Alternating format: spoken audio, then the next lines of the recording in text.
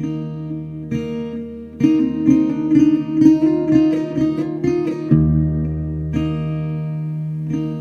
right, it's time. How are you? Welcome. This is Yoga Talks Podcast.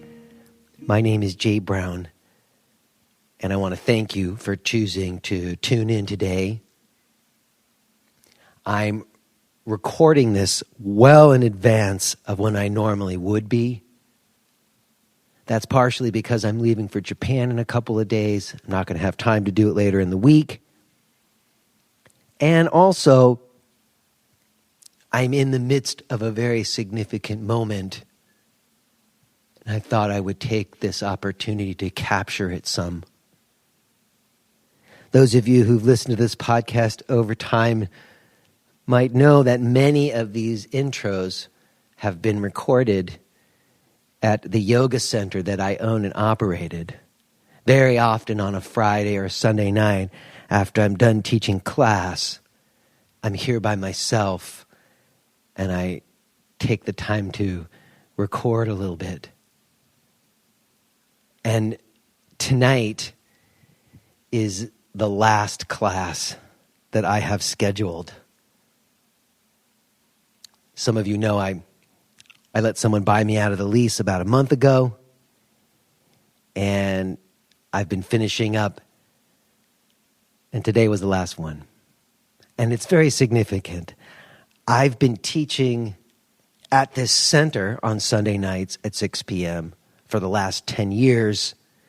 But I've been teaching in Williamsburg, Brooklyn at the same time on a Sunday night at 6 p.m. for the last 20 years. Because I was teaching in the neighborhood long before I opened a place. And I had like a set schedule of regular classes at like 3 or 4 centers. And then when I opened the place, I just took my same exact schedule and gave it to myself. And I've stuck to it. I never changed it. But tonight is the last scheduled one. And it was a good class. The people who came, they came to support me. And it felt like we had accomplished something together. And I didn't break down. I wasn't emotionally distraught as I thought I might be. But standing here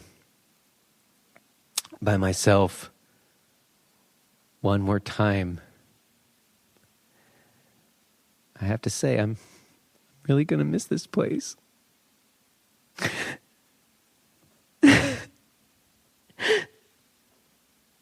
So much happened here for me. My wife and I had 2 children here. And then I think I like came into my adulthood here. I think I had figured out who I was some before I opened this place, but this is where, I don't know, things really came together for me in a very big way. And I'm just so grateful to everybody who ever came here and contributed to it. You know, I wanted a place that I could go and do something that helped me have less pain and feel okay about the fact that I was alive. And that's what I set out to do. And I feel like I did it. And I feel like many people benefited from it, not just me. I'm humbled and honored. So, for anybody who ever took class here at Abhyasa Yoga Center, 628 Metropolitan Avenue in Brooklyn, New York, I want to extend my sincerest and most profound gratitude to you. It meant a lot. So, thank you.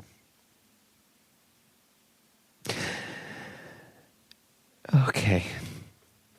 Well, let's get to a talk today. I'm talking with my very dear and a very old friend, Vanessa Kudrat. And it's funny, it was a couple of weeks ago at this very same time, actually, on a Sunday night, she came to class, and the owner was here. The owner's not here tonight, which is kind of nice that she gave me this space and this opportunity to have this time. But a few weeks ago, she was here, and so we couldn't record a podcast here at the center as I would have. So we ended up walking around the corner and sitting on a bench outside the library. And it was very funny. I surprised her because we had been in contact. Again, we haven't seen each other or talked to each other in like 20 years. But she was coming into town. I think she knew that I was closing the center down, and we kind of touched base. And I had said, hey, it would be great for us to record a podcast together. And she said, sure. And then we didn't really talk. And then it was kind of like on the fly. She was like, I'm going to be in town. Can I stop by? And I said, sure. And so I brought the equipment. And so when we walked around the corner and we sat down on the bench and I whipped out the mics and stuff, she was like surprised, like, we're going to record a podcast? And I was like, yes, we are totally going to do this.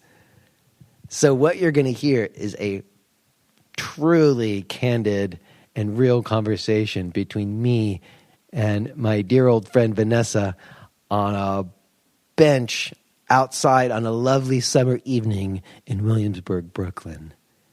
And we get into a range of stuff. I know her from the early tech days. Those of you who've listened to the podcast know I've mentioned this early time where I was going on the internet before there was Google. Well, that was because of Vanessa. She was the person who first showed me how to do a Google search with Alta Vista search engine. And she's also just been rooted in the yoga profession and the wellness profession since before it was even a profession. She also studied directly with Yogi Bhajan and all kinds of awesome stuff that we're going to listen to today. Before we do, I have a little bit of a mea culpa to make. Those of you who've been listening for a while might have remembered I, for the last couple years, have taught workshops at a wonderful yoga center in Falls Church, Virginia called the Yogi Underground. It's owned by a fantastic woman named Christina Kuhn. She's been on the podcast twice. You can go back and listen to those episodes.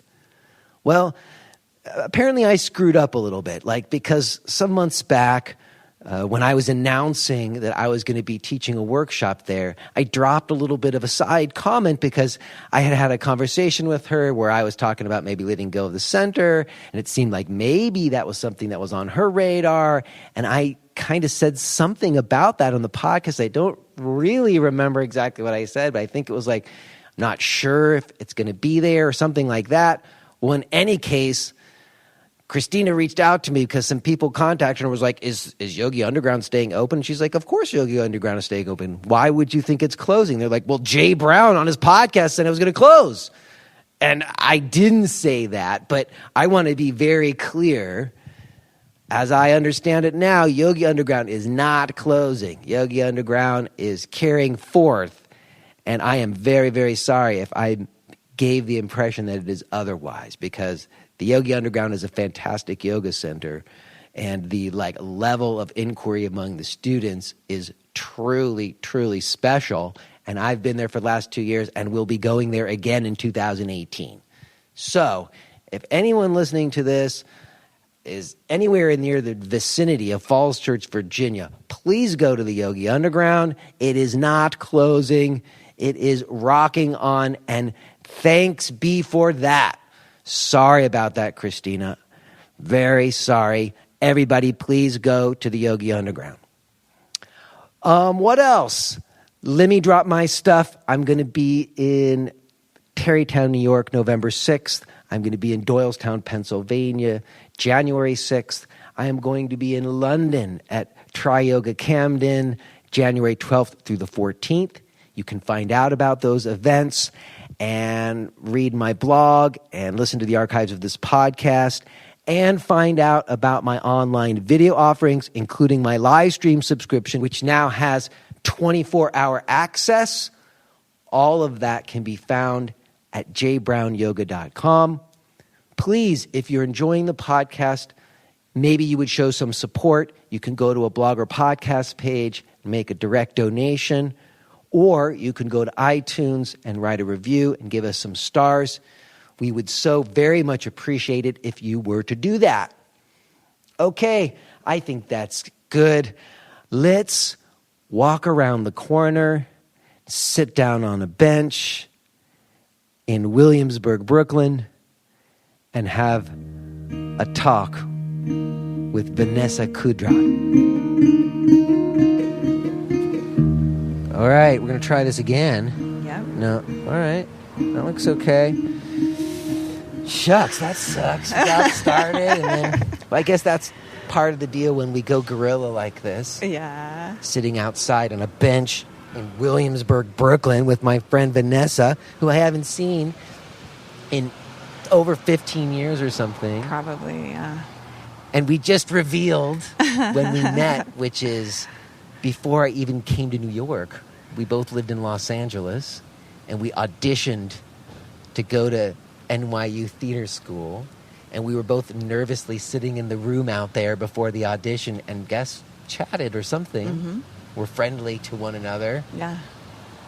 And then we saw each other when we ended up here, like at orientation even, I remember. Yeah. And I had one friend. Aw. Because I had met you at the audition. I didn't know anybody in New York. Yeah. And I had recognized your face from the audition. Yeah. And then you said you went to Circle in the Square. I went to Playwrights Horizons Theater School. And then we both ended up at the Experimental Theater Wing. Yes. A really magical place. Which really was. Yeah. Like a lot of, even in your class tonight, that like somatic kind of getting in touch with your breath and then moving from the breath, being in the center. I think a lot of, even your teaching now seems informed by some of that work that we did then. I think so. After that time at Playwrights Horizons, I remember just being like totally in my head. And I actually even remember, and I've talked about this on the podcast before, like looking at a video of me performing and seeing what appeared to me to be me expressing only from the shoulders up. Like my body seemed to have no expression, and my neck and head was craning forward to try to do it all. And I was completely struck by it, and I thought, I am not in my body. And ETW was kind of the place where you stopped like marking the beats on your script and you started like rolling around on the floor and like making sounds, undulating your spine in primal movements and working yourself into trance states or whatever we were doing, you know? And you were really musical. You were like DJing and like we would always jam out whenever I remember being around you and like jamming out. Yeah. Or long jam sessions with your housemate. Rob. Rob. And Nasir. We had like all the musicians. I lived with the musicians. Yeah. That's right. Yeah.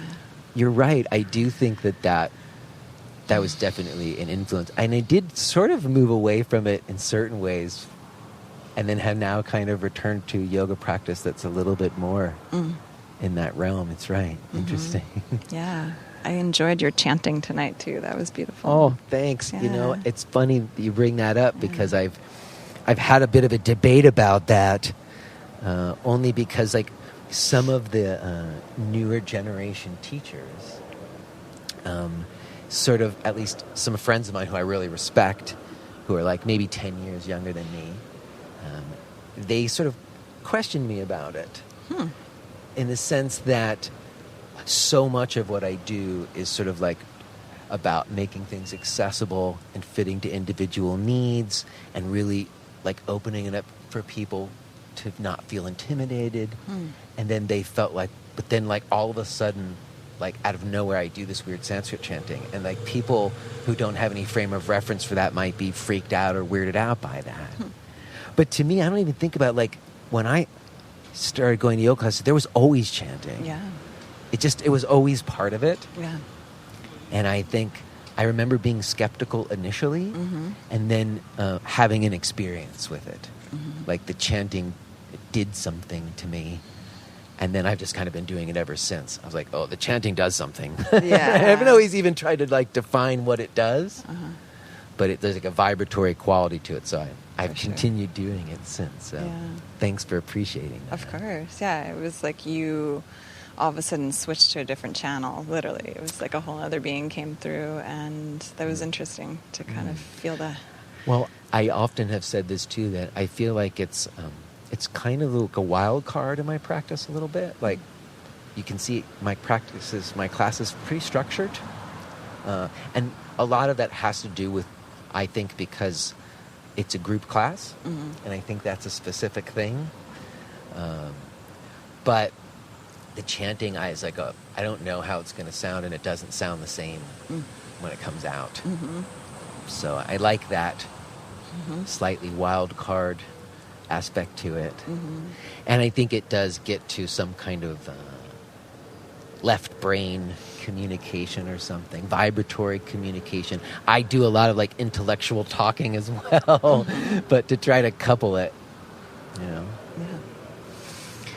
So, Vanessa, I'm also remembering that is when I first really sort of got exposed to yoga, and I know you did too.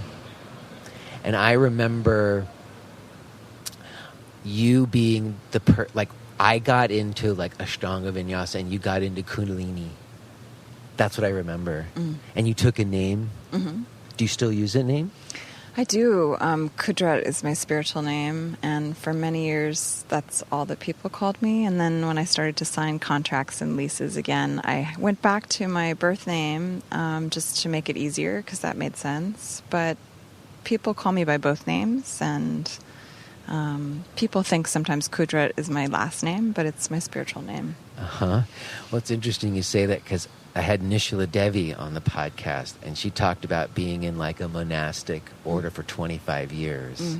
And then when she decided to come out of it, like, she talked about going to the grocery store and like having to pick out like mustard, like too many options. Like, she hadn't prepared her own food, and Wow. And she's like, I didn't have like a social security number in place and stuff, like wow. Just trying to get car insurance or something. So it's interesting what you just said, that taking a spiritual name in certain realms, or if you're living in an ashram, is one thing, but if you're going to have to sign contracts sometimes, unless you're going to do some legal wrangling, you got to weigh it, right? When did you take that name, or when did you receive that name? So I think, just backing up, I had been studying yoga since I was a kid. I don't know if you know that part. I didn't. Too, yeah. And so... was your mom into it, or dad into it? Or? My dad's parents were into transcendental meditation. So I started in that path early. And then in public school in Los Angeles, we had yoga, because our teachers had been the ones that like followed the Beatles to India and had like done that whole seeking path, and then they came back to Los Angeles. It was the 70s. We were being bused from the middle class neighborhood to South Central. I remember when that happened. My parents pulled me out of public school, put me in a private school. They didn't want me to bus to the city. A lot of people's parents did that. Mine kept me there. I was the only one of two blonde-haired, blue-eyed young ladies in my whole school, and our teacher taught us yoga, and really stuck with me. In fact, we wrote like an autobiography. Every chapter up until that point was like, when I was 2 and when I was 3, and in my future I will be a yogi, and that's what I said. Wow. So I knew early on that this was something that would be a part of my life. Okay, so when we were at NYU together, were you like taking classes outside of school as well? Yeah, I was at Jiva Mukti on 2nd Avenue. Okay, I was there some too, but maybe you were there before me, because I remember kind of towards the latter end of school is when I really started going there. But you were going there? I was going there, and that was before it was Jiva Mukti. That was... No, it was Jiva Mukti. I mean, it was Jiva Mukti, but they didn't have the method yet. Well, yeah, it wasn't solidified. There was all kinds of classes, is what I'm saying. Yeah.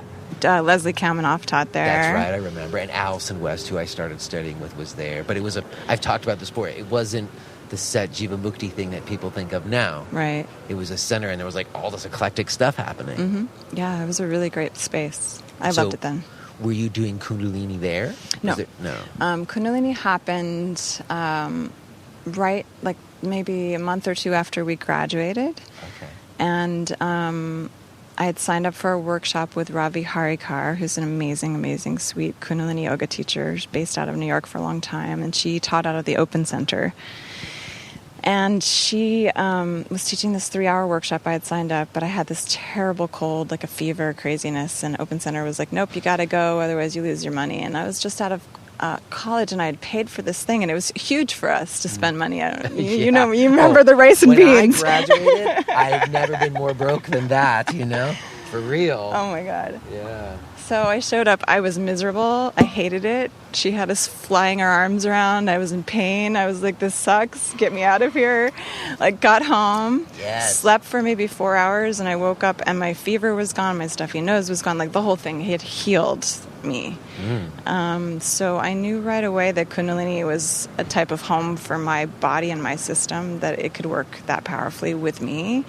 I don't do any Western medicine. I'm allergic to antibiotics. So for when I find something that really works for my immune system, I'm pretty thrilled about it. And then I really threw myself into studying the practice, and I asked her a lot of questions about mantras and meaning and things that she wasn't really as knowledgeable about. And she kept telling me to go study with Yogi Bhajan. Like, she was really encouraging me to do that. So I started to do that every year, summer and winter solstice. I would go to study with him. You studied with him directly? That's who I did my teacher's training with.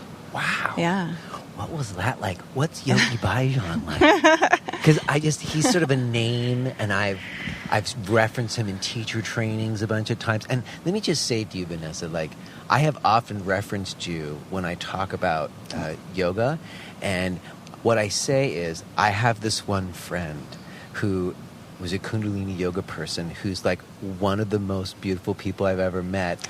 And even though that practice totally doesn't suit me, I had to acknowledge that it certainly did you. And if it made that kind of a person, then I could never be against it, even though, like, it's not my thing. So in any case, I've always appreciated, like, for me, you were somebody. There are other times where I had friends who were into Kundalini yoga, and I didn't think it was the right or good thing for them, frankly. You know, like heroin addicts, frankly. And then there's certain times where that practice sometimes feels like can be used, and it's better than heroin, but you know what I'm saying? Like, Bastrika for 45 minutes until you, like, blow the light out the top of your head is way better than heroin. But in any case, I say all of that because I've always thought of you as a very authentic, and I know that's a touchy word, Kundalini practitioner. So I didn't know that you had studied with Yogi Bhajan directly, and that you have makes a lot of sense. And I am intensely curious about what he was like. Yeah, I think the thing to understand and appreciate about the lineage is that he taught so many different kriyas and over the period of a lifetime. And so people that studied with him when he was younger, there was this almost aerobic or athletic or Indian martial arts kind of aspect to the practice. And by the time I was studying with him regularly, the practice he had kind of evolved towards was more meditative, was slower, holding things for longer periods of time, still lots of chanting. And there was some breath of fire, but it wasn't like always breath of fire every class, every kriya. Yeah. So I think that's something important to know, which I felt when I first started teaching was really distinctive between my experience of the yoga and the vastness of it and what some people are attracted to teaching in it, which is either what the pocket that they learned or because they like the high of the breath of fire or the certain experience of it. And don't get me wrong, I love it too. I love the practice. There's just so much more. There's so much more. Interesting. So, I have this idea about Kundalini yoga that I want to share with you, and I don't know if it's a right idea because I never spent enough time practicing it to really know. But in my brief experience of it, it always felt like it had to do with moving past a perceived limitation. So, like, I have my arms in the air, and I'm doing Bastrika, and like 2 minutes in, I want to take my arms down. But I don't. I kind of keep going because there's a perceived limitation and I can move past that. And then you would sort of do that to a point where sometimes you could kind of get to another. There's some kind of release or ecstatic thing that can happen in that. Mm-hmm. And I think that's some of what I think of when I think of that practice. And part of the reason why I'm not so interested into it, like that dynamic implies that there's some kind of awakening or somewhere to get to. So there definitely are kriyas where that is 100% true, and there are other ones where it's like to see the unseen, and they're very still, and as soon as you lock into the mudra and the drishti and the focus, it's not that, it's something else. It's like you're in the forest somewhere and there's forest creatures talking to you and you can understand them. Like, it's more like that. Nice. Yeah. Well, that makes sense. Yeah. I think, yes, I've seen the book, and there's like prosperity exercise 43 out of 100 or whatever. So it makes sense that there's a diversity within that, and it's not just this one thing I have in mind about it. That and I think what you're saying is true as well. The other side of it, which is boundaries are perceived always. And how we approach them is our choice, always. Like, we have free will, and we can get to the stop in the road, and we can be really pissed off and be like throwing a fit as an adult, or we can take a deep breath and be like, all right, the universe wants me to go to the right. Or you can be in the kriya, and it can be really, really hard, and you can like sit there and be like, it's really hard, I hate it. Or you can go, all right, it's really hard, take a deep breath. Where else can I get strength from in my body, in my mind, in my breath? Mm-hmm. And so I think the Kundalini rewires you to really find that inner strength in a different way than in our Western culture. Interesting. So that takes me back to you going to study with Yogi Bhajan and what that was like. What was he like as a person? Like, when you first met him, tell me that story of the first meet. Well, first thing that came to mind for me was more that when I went to do the teacher's training, which was years later. Okay, so you had already kind of done workshops with him or classes with him? Yeah. Like, how long would you go 10 there years. How long would you go there? 10 years I had been studying. And I got there, and at that time there wasn't even that much teacher's training in the United States. No. This was like one of the few programs where you could actually become a teacher and have a real training. Mm-hmm. And there was about 300 people, which was huge, And in the training that you did? Wow. And one of the women next to me, she just had showed up because because Yogi Bhajan had all these products back in the day. He had cereals. The tea and stuff, right? He still has the teas. Yeah. And she had seen something about him on a cereal box, and she just showed up. And I had been practicing this discipline for 10 years, and I was like, what the heck? Yeah. Who does that? Like, what is it? You're going to be a teacher after just reading a cereal box? Like, that's so weird to me. I can't even imagine taking that path, Yeah. And then look where the whole thing has come now, where but there's hard to throw. You were making meccas for 10 years. What Mecca? You were making meccas. Right, yeah. Because it's a long trip. It is, yeah. New Mexico, yeah. Oh, but it was beautiful. So it wasn't to India. No. New Mexico. New Mexico, yeah. Oh, okay. Yeah. It was just a Mecca. Oh, yeah, still. Yeah, beautiful Mecca. Really beautiful Mecca. Okay, and so you go there for 10 years, and when you go, you go for a week, or how long are you going for when you go? Let's see. Yeah, so winter solstice, my first experience with him was at a winter solstice, which is actually in Florida. Okay. On this lake. It's beautiful.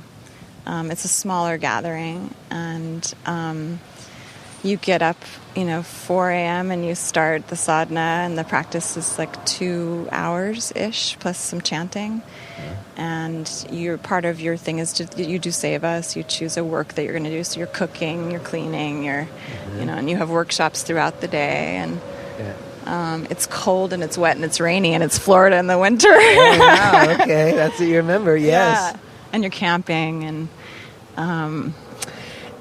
Did you take your spiritual name before or after your training? I took my spiritual name. That's a good question. He would do it by astrology, so you would write him a letter and request a name, and he would look at your astrology, and it came back to you. So I think I did it before my teacher's training. Yeah. So you were going for 10 years. So. I did do it before my teacher's training. Yeah. Okay, and then at some point, you decided to go do a training more proper because they started offering it, I guess. Oh, they had been offering it. Yeah. Yeah. It was more that... So what had happened was there was a teacher in New York who was not my teacher, but he was going away for a period of time, and he knew I was studying very intensely, and he asked me to sub for him. And I was like, no way, I'm not a teacher. This is just something I do. Like, this is my practice. So this is not I'm not a teacher. And he was like, so you're subbing for me? And I was freaked out. And it's so funny because I have said that so many times on this podcast that that was how teacher training happened at that time. At that time. If you showed up to class that regularly, the teacher saw you in class that often, watched you demonstrate the practice that consistently, that you were ready in their mind, and they needed you to cover. Yeah. It was just like, you're coming for me next week, you're ready. Yeah, and you just got thrown in. But he wasn't even my teacher. Like, he knew I was studying with Ravi Hari, and so that's what happened. Amir came to the class, and he was like... So wait, that was after we got out of school, right? Yeah, way after, yeah. Okay, yeah. Yeah. And that's when you met Amir. I was already involved with Amir at that time. Okay, that's right. You guys were together. He just came, yeah. He came to the class and supported me, and I was wearing a turban for the first time. I had never actually done the full... See, I remember that freaking me out just a little bit. Yeah. Well, because you went all the way there. I did go all the way there. All the way there. You took the name, you wore the white.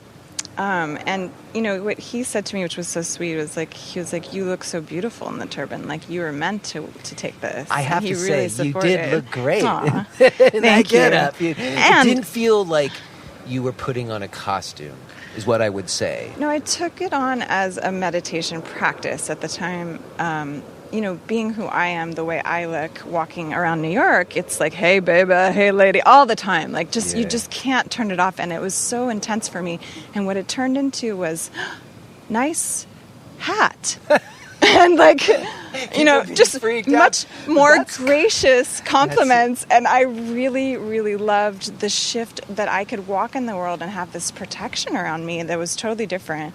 And I did it as a meditation. I did it as a practice. I wore it every day. I never left the house without it for 3 years. And then September 11th happened. And we had all those terrorism tourists. And people, even if I just had a prayer shawl over my head, people were throwing things at me.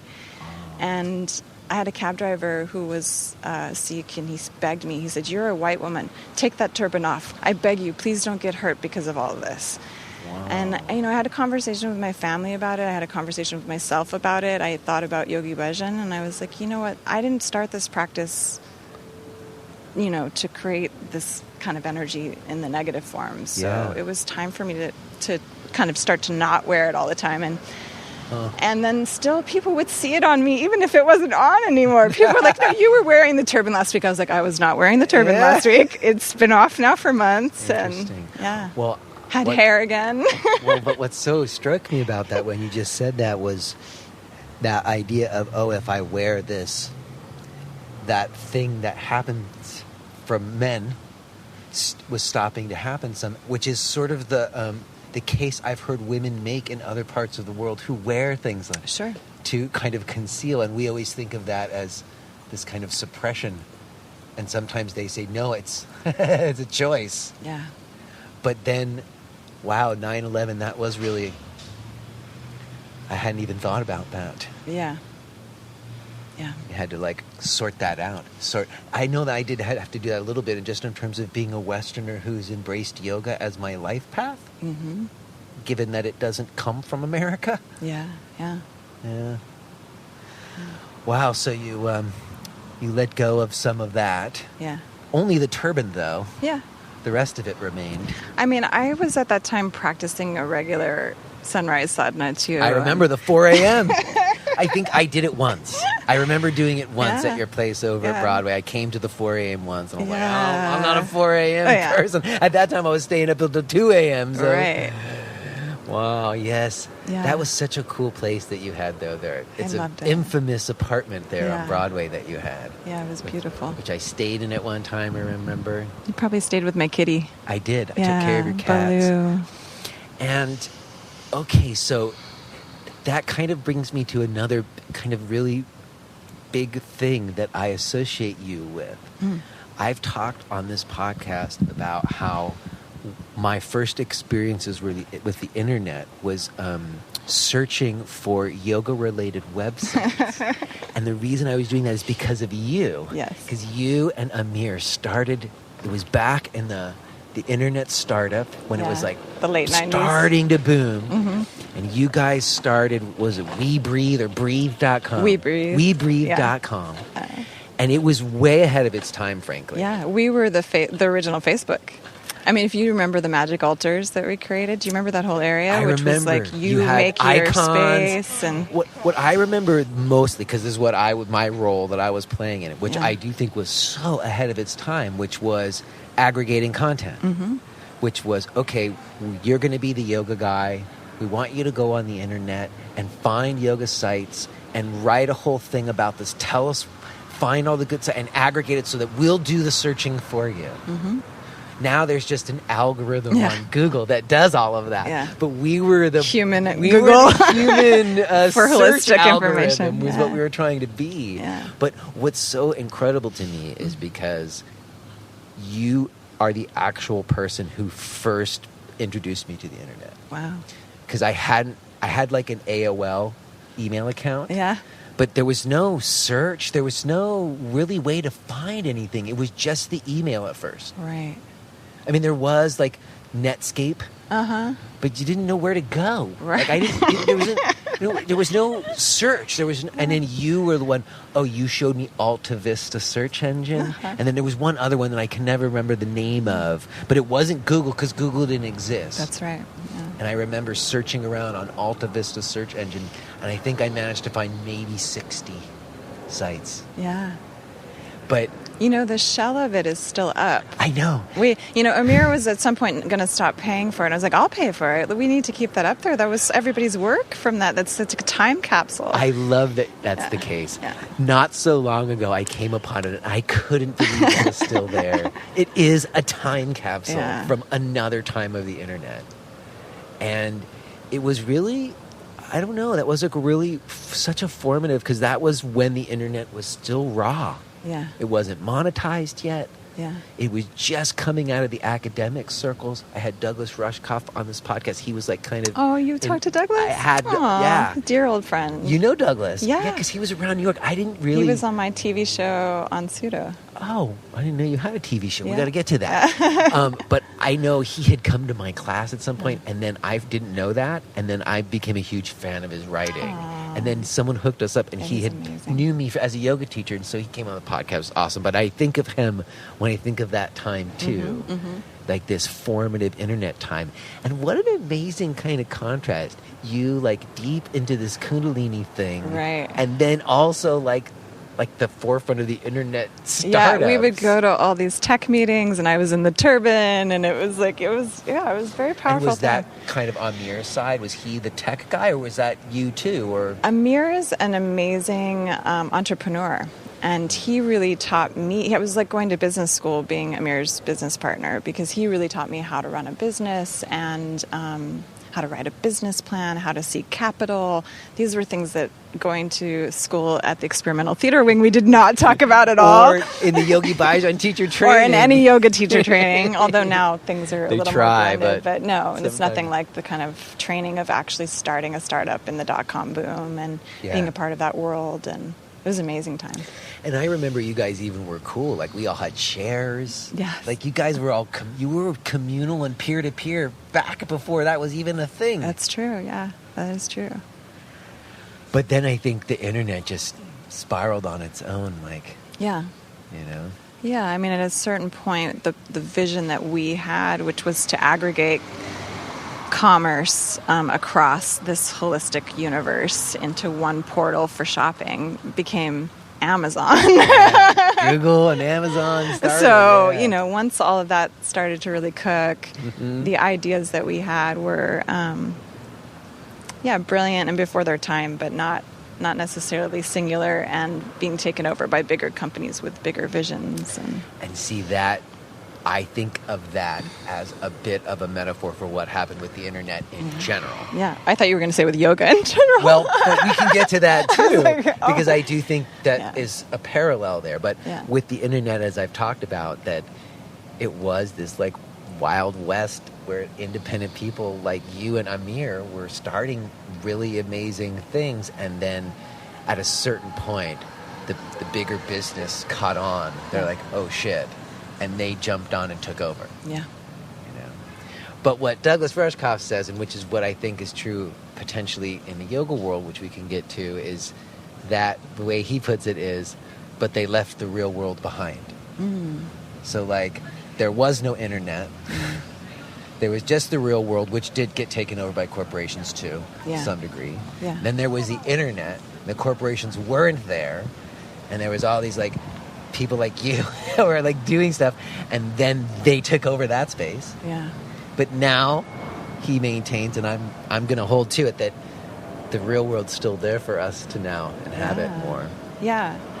Well, I think, there's this whole practice of not responding to every email right away and just kind of like limiting your time and engagement with this technology, which we used to use payphones, like the idea that there's this phone in my pocket still mystifies me, and I'm not good at texting people back. I hate texting. Like, oh, really? But I actually think that's okay. Like, it's okay. I almost feel like now, for me, texting is for like more immediate communication. Sure, like, with your family. Like, or whatever, like, I'll be there in 10 minutes or whatever, like, there's useful reasons for me to get a communication to someone really directly and in the moment. But do you remember living in the village back in the day? We did not have phones. We did not have internet. We had payphones. Yeah. And we still managed to find each other. And more than that, we actually would like run into each other without planning, or like, oh, I'm going to be 10 minutes, 5 minutes, 2 minutes, 1 minute, I'm around the corner. That kind of stuff I can do without a lot of that. I know. Well, it's just so interesting the way that we have a foot in both of those things. There's generations now that have never known before we had these communications. Yeah. And I was going to say, I was back to the thing before with the texting. I think of that as one sort of communication, but the emails are different. Like now, I feel like, and Douglas talks about this too, that like the kind of asynchronous nature of the internet, and this like, oh, if you don't email me right away back, then that's somehow like a diss. And I need to establish that I might not email back right away, because sometimes, depending on what's going on, I don't have the time to be on that screen, Yeah. So like you said, I do think that there's a little bit of a shift of people kind of understanding more, okay, we can't be on call on this technology all the time, It has to be more of a choice. Yeah. All right, so let's get back to yoga career. So this is interesting, because you have this Kundalini thing going on. You have lots of other yoga going on from the time you're young. You meet Amir, and this is something I've always said, like, yoga people I know who've managed to be somewhat successful or make their way in a business needed to meet someone like Amir along the way. Like I needed to meet somebody like that too, where they've got knowledge or understanding of business so that you can have enough of that information to do what you want to do. Yeah. And I know that you went on. So what happened for you after we got out of school and after We Breathe sort of subsided? Did you ever, at that time, I don't remember you like doing yoga teaching as your thing. Like, you were a teacher, but you weren't like making your living off of it or trying to necessarily, or am I wrong? I was during We Breathe time. Okay. I was seeing clients all over the city and doing that whole thing, which was very lucrative at the time. It was like the private yoga boom, I remember. It was amazing. It was the most amazing time. I had like at least 6 or 7 private clients on the regular. And then I was DJing at night in my turban. That's awesome. And what was your DJ name? Ganesha Del Mar. Nice. You don't remember any of this? I don't. I'm sorry. It's okay. And I was getting clients from DJing because I'm in the turban, and what I played was very soulful, very spiritual, and people were always you were also curious. Musically ahead of your time too, because I remember you doing things and like mixing things, and me like not getting it, and, like just, you know what I mean? Like I was sort of limited in my musical understandings. That expanded for me later on, especially when I met some musicians and was in this one band, but I remember sort of you doing like all kinds of like soundscaping kind of stuff, and just texture and ambiance, and like Massive Attack. I became a huge fan of Massive Attack later. You know what I mean? Yeah. And you were like doing something along that kind of thing. Yeah. And so you were doing that at night and then teaching during the day. Yeah, and then, I was doing the sound design for theater and dance and film. Right. And then that also led to the job producing television at Pseudo, which was the first online television station. Wow, okay. And that's where if you are hearing this message, then you're listening to the free version of J. Brown Yoga Talks. To hear the rest of our conversation, please subscribe to Podcast Premium at jbrownyoga.com/premium.